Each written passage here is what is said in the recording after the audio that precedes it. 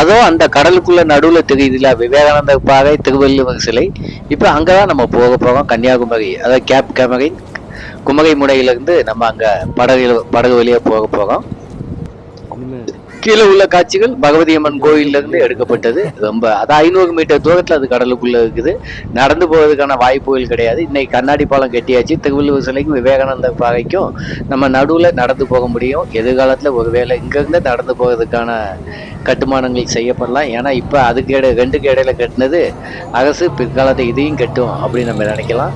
இப்போ அங்கே தான் நம்ம படகுல போய்கிட்டு இருக்கோம். பாருங்க, எல்லாத்துக்கும் பாதுகாப்பு, அதாவது லைஃப் ஜாக்கெட் அந்த போட்டில் கொடுத்துருக்காங்க.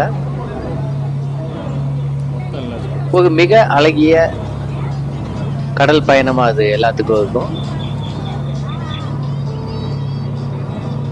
இப்ப கன்னியாகுமரி ஊர்ல இருந்து நம்ம கடலை விவேகானந்த பாறை திருவள்ளுவர் சிலையை பார்த்து போய்கிட்டு இருக்கோம். 2 படகுகள் இல்லாட்டி 3 படகுகளை அந்த படகுத்துறை இயக்குறாங்க. இப்ப அங்கிருந்து பயணிகளை கூட்டிட்டு வர படகு நம்மளை எதிர்த்து கடந்து போகுது.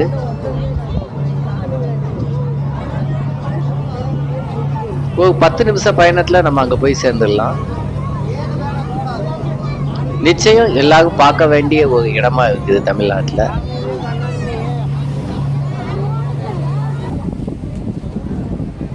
இப்ப நம்ம அது பக்கத்துல வந்தாச்சு, இறங்கியாச்சு. இப்ப நம்ம நடந்து போய்கிட்டு இருக்கோம்.